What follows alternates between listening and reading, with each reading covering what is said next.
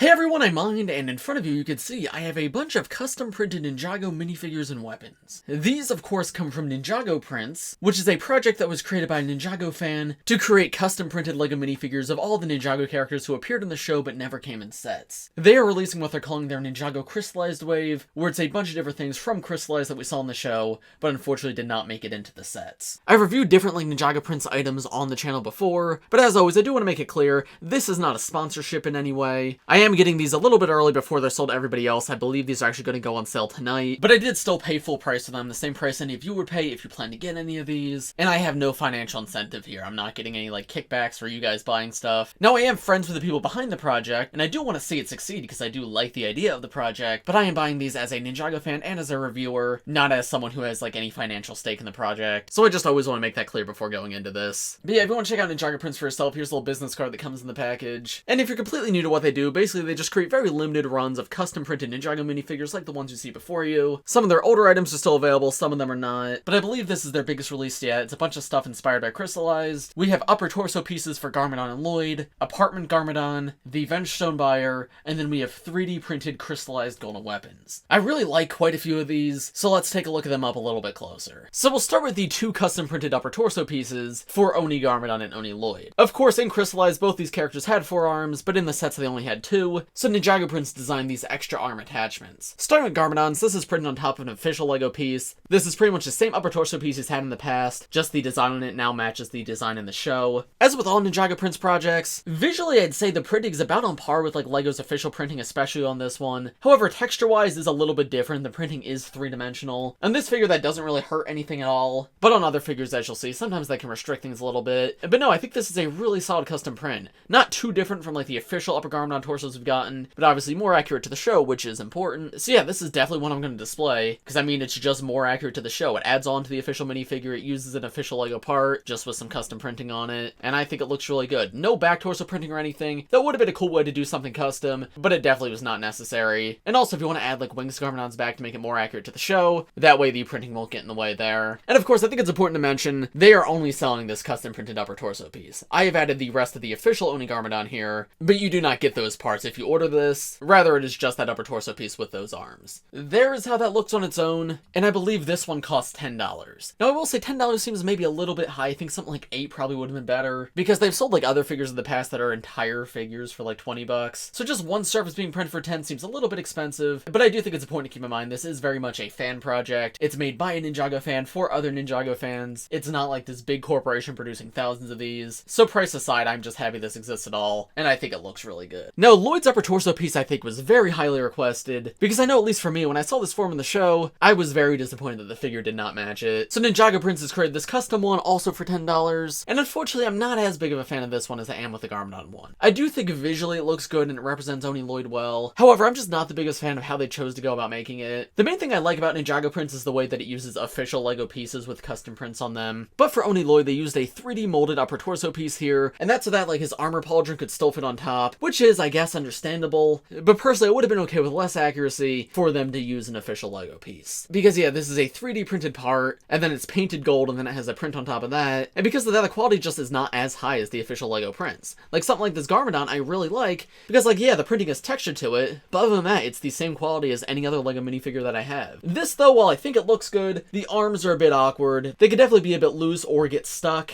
And like the head's not connected on a perfect cylinder, so turning it is like a bit more rigid. You can still do it, but again, it just makes it feel less like an official LEGO part because it isn't. The plastic has a very different texture to it too. So yeah, while I think it looks good, I think it's definitely better for display rather than play. So personally, if I was on the team, I think I would have done that differently. Even if it made for a less accurate figure, I would have preferred something more true to the way LEGO would do it, like what they did with Garmadon. That's just a me thing though. You guys may agree, you may disagree, but as I said, I want to give you my honest and genuine thoughts. Regardless, I am happy this exists, and I have to admit it is very cool to have a 4-armed Oni Lloyd. I really wish we got an official version of this, because yeah, this makes me want it even more. Oh, and I guess real quick, it's also important to mention, once again, it's just the upper torso piece being sold, not the rest of it, and just like the Garmadon upper torso that's being sold for $10. Now, here are their two fully custom printed minifigures. We have Apartment Garmadon and we have the Vengestone buyer. Now, in my opinion, Apartment Garmadon is probably the best custom printed NinjagoPrints minifigure we've had yet. Well, I'll always be partial to Dr. Julian because I love Dr. Julian. This one is just fantastic in every sense. This wasn't anywhere like near the top of my list list of like figures I wanted when Crystallized ended, but now having it in hand, I am so glad they chose to make this one, because they just captured everything absolutely perfectly. I mean, the design straight out of the show, the tan sweater fits with like the purple and black on Garmadon perfectly, and yeah, it just looks beautiful from all angles. They did a really good job with the colors of the printing too on this one. Like, I remember in the previous Kimono Nia, I thought the legs were a bit discolored compared to the torso, but no, despite the torso being like a tan piece, and the legs having tan printing, those two colors actually match each other really well, which helps make this guy feel like he was pulled straight out of the show. He also has a custom printed face, which is double-sided. Now that is something that's really cool to see as well, because I feel like official Garmadon face prints have been very lacking. We had the movie ones, which were good, and then the Legacy one, which is fairly solid, but then we've gotten nothing ever since, and Garmadon has a wide range of emotions in the show, so I've definitely wanted more Garmadon face prints for a very long time, and I think both the ones they included here are really great. On the one side you can see he's just got a slight small smile, and then on the other side sort of got his eyebrows down, like he's maybe a bit disappointed in something. Again, I'm saying this a lot in this video, but it feels like it's pulled straight from the show. Now something I do want to comment on with this minifigure is, especially on the face prints, parts of it look a little bit splotchy if you're looking up super close, and I think that probably has to do with printing the gray on top of black. I've never custom printed something myself before, so I have no clue what the process is like. But yeah, I think especially in the eyebrows looks a bit grainy in a few places. Personally, that doesn't bother me too much, especially like with the helmet on. Like, it is clearly not an official LEGO face print, but it still fits in with my official LEGO face prints. However, I do still think it's something worth pointing out, if it is something that would bother some of you guys. Now, I don't really notice that on the torso or legs at all, and just like on the other figures, the printing is slightly three-dimensional, so touching it, the print does not feel like print on an official LEGO minifigure. However, looking from afar, it looks just like one, because of course, all the pieces here are official LEGO parts. The only thing that's custom about it is that printing. Now, due to that slightly three-dimensional printing, it is a little difficult to bend his legs forward sometimes. I'm not going to do it because I don't want to scuff up the figure, but that is something to be aware of. You can move one leg back just fine, but yeah, you get a low resistance trying to move it forward. So if you do want to get this figure to like play with, that's something to be aware of. It could hurt the figure if you do that too much. I'm not sure if it would or not, but I don't want to take that risk because I'm not buying these just for review. I do want these in my collection, so I do want them to stay nice. But yeah, I think I've talked enough about Garmadon. They're charging $35 for this one, which is their most expensive figure yet. That is, of course, a very high price for a single minifigure, but the quality on this one is really great. I'm not one to speak on prices of custom printed minifigures because I don't know what all goes into making them. I would have felt better about maybe $30, but if that's the price they feel it's supposed to be, then that's up to them. It's not like an official LEGO minifigure. Of course, it's going to be more expensive, so I guess it's just up to you guys, the viewers, as to whether or not you think that's worth it. But the double-sided torso, double-sided face, and the really great printing on the legs, I think it's clear why this is at the very least their most expensive one. And then the final fully custom printed minifigure, we have the Vengestone buyer right here. Now, of course, this is a very iconic part of the show that I felt like we definitely needed in minifigure form. However, the design of the character in the show is definitely not my favorite in the first place. So I am definitely glad that they made it, but yeah, I just wish it had a better design in the show. I'm gonna take the hood piece off so you can see the actual custom printed pieces better, and then the torso just has the gray and black design. Turning the figure around, it does come with this tattered cape piece, which is nice to see, and then flipping that up, looking at the back torso print, there is more of just those gray lines. I'm not sure what to say about this one, because in terms of a custom printed minifigure, I think this does it pretty much perfectly. I don't know how they could have done it better. However, I just find this design from the show kind of boring. So the fact that I paid $20 for it doesn't excite me a ton. However, I am happy to have it in my collection because it is so show accurate and it is so important to the first half of Crystallized. And I do think it pretty much perfectly captures what it wants to be. No leg printing, of course, so there's no like parts of this figure that restrict movement. But as with all the others, yeah, the printing is a little three-dimensional, which does not bother me in the slightest. And unlike previous like helmeted figures that they've done, the hood that it comes with doesn't really collide with the printing at all. So yeah, I think this one's solid overall. They did a pretty good job with it. Now these two are both fully custom printed minifigures, and unlike the Lloyd and Garmadon upper torso pieces, if you were to buy one of these, it does come with the full minifigure, not just the custom printed pieces. So you do get the helmet with Garmadon, and you get the hood, cape, and pants with the Vengestone buyer. And then the final thing that I ordered from NinjagoPrints, they made custom 3D printed crystallized golden weapons. Now the crystallized sets did come in crystallized golden weapons, however a lot of them were very disappointing. I thought the feature was very fun for play, but very inaccurate to the show. So NinjagoPrints set out to create more show accurate golden weapons, and while these are certainly far from perfect, I think they're definitely a lot better than the official ones, at least for display. I still maintain that the originals are much better for play, but yeah, these do look pretty good. So first we have the Sword of Fire. You can see I have it in Kai's hand, and it looks like they weren't able to do dual molding, which is understandable. I don't even know how you would go about doing dual molding. So it's like a fully transparent pink Sword of Fire. I love like all the crystals all over it. Looks super cool. And of course, it's got a little handle at the base for Kai to hold on to. There's how it looks close up. You can see the shape of the Sword of Fire is very clearly in there. Would have been cool if they could have incorporated the gold too. But yeah, I understand how that's probably very difficult. And as I mentioned many times before, this is a fan project. This does not have like a huge team behind it. Next, the crystallized shurikens are probably the most simple ones. You of course get two of them here, and they are, as you'd expect, transparent pink shurikens. I really like how they designed them here. They keep like the smaller size of the original shurikens of ice, while using the larger blades of the newer shurikens of ice. nice, which actually is what I wish LEGO would do officially on the Golden Shurikens, because that would be way more accurate to the show, and I think it's captured pretty perfectly here. It would have been cool if they had like a more crystallized aspect to them, because they pretty much are just pink shurikens. However, that's probably pretty difficult to do on a small scale, so I think this is a fine compromise, and still communicates when it needs to pretty well. And then of course, the next two crystallized golden weapons, we have the Nunchucks of Lightning and the Scythe of Quakes. Each of these incorporate one real LEGO part, with the Nunchucks of Lightning having the chain at the top, and the Scythe of Quakes having this bar in the center. The Nunchucks I think are solid. They designed the crystals at the bottom to look like the official LEGO crystal piece, though obviously smaller, and then the hilts are very similar to official LEGO hilts. However, I will say the clutch power at the top on the studs is not the best. It's not awful by any means, like it definitely stays on, but it's certainly nowhere near the level of official LEGO pieces. So once again, it's one of those things where I think it looks great for display, but it's probably not the best for play. And there was one part of these that looked a little bit off to me. Yeah, and there's one side of the nunchuck. I don't know how well it's picking up on camera, but there's sort of just like white streaks there. I assume that's something to do with like the printing process, and it's very easily hidden away if you put it like in the minifigure's hand, but it is definitely something I noticed like when getting this build out. So that is something to be aware of if you buy this. I don't think that looks the best, but it's also probably going to be very inconsistent between like different copies of this, because I'm sure not everyone's exactly identical. Oh, and I just noticed actually, wait, it's designed to look like it has the dragon hilt coming out the bottom. That actually looks really cool. Yeah, the actual like 3D model that went into these I actually think looks really good, but I feel like when coming out of the 3D printer it maybe could have gone a little bit smoother. And then finally the Scythe of Quakes. Now this is definitely my favorite in terms of design. I think it looks fantastic, again using like the classic LEGO crystal pieces but sort of overlapped with each other, but then it has like the blade of the scythe out the front and more crystals on the bottom. All of the trans pink looks fantastic too, especially like when it overlaps upon itself. It just creates like a really nice dark pink color, and all fits together really nicely. However, the part I don't like about this weapon is the way it's actually put together. Now it seems to me like this has been super glued,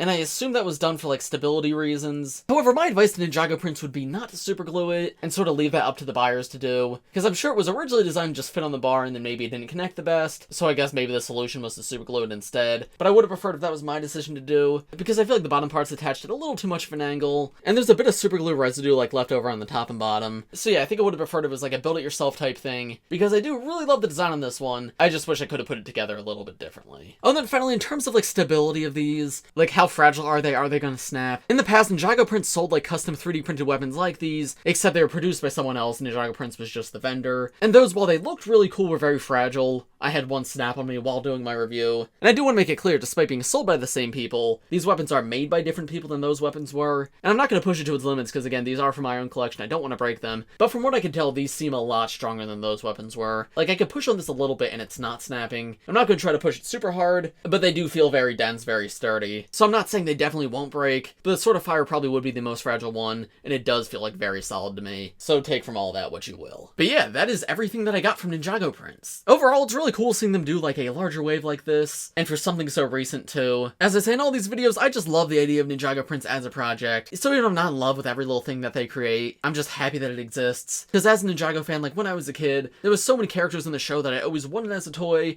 and then they were just never made. And at this point in the show, there's so many characters that chances are most of them will never be made. So I'm happy that NinjagoPrints exists to fill in some of those gaps. In terms of these specific products though, my favorites are definitely the two Garmadons. Apartment Garmadon especially is one of the best looking minifigures they've ever done. Super high level of detail, great printing quality, and again, feels straight out of the show. The upper torso on Garmadon is really great too. About perfect for what it is, but it's also not that different from like previous Garmadon torsos. Definitely needed to exist, and I'm happy it's here, but it's just not like a super exciting print. That's the same feeling I have about the Vengestone buyer. Like, it is done absolutely perfectly, it's just not the most interesting design in my opinion. And then Golden Oni Lloyd, while I really like in theory, I'm just not a huge fan of how they went about making it. Again, that may not matter to you guys, you may be okay with an unofficial part, but personally would have preferred if they went more for toy accuracy rather than show accuracy, sticking with official LEGO parts even if it would have looked a little bit worse. And then the custom golden weapons I think are a lot of fun. The Scythe and Nunchucks are definitely my favorite in terms of design, however they're not perfect for the reasons you just heard me discuss. While these sword and shurikens I think are pretty perfect for what they are, but also don't look as good as the other two, just because there's no gold in them. Oh, and I also don't think I mentioned, but I believe these are being sold for $5 a piece, so $5 for the sword, $5 for the shurikens, etc, etc. But yeah, I believe these are all being released at some point tonight. I don't know, you guys can check out NinjagoPrints Instagram if you want. And again, important to mention, this is not a sponsor. This is just one Ninjago fan talking to a bunch of other Ninjago fans who may be interested in buying this just like I was. But yeah, let me know in the comments what you thought of all these custom prints. Are you planning on picking any of them up? Which one's your favorite? Which one's your least favorite? I'm curious to hear your thoughts. In case you guys haven't seen them, I'll put a playlist in the top right corner to all of my other custom printed Ninjago minifigure videos with former NinjagoPrints projects, as well as some other custom printing companies. But as for this video, I think it's about all I have to say. So thanks for watching, everybody. I hope you all enjoyed. If you did, please press like, subscribe to the channel if you're new. I do LEGO Ninjago videos just like this one almost every day, so if you subscribe, be the first to see them. Thanks Thanks for watching, everybody, and I will see you all in the next one. Bye!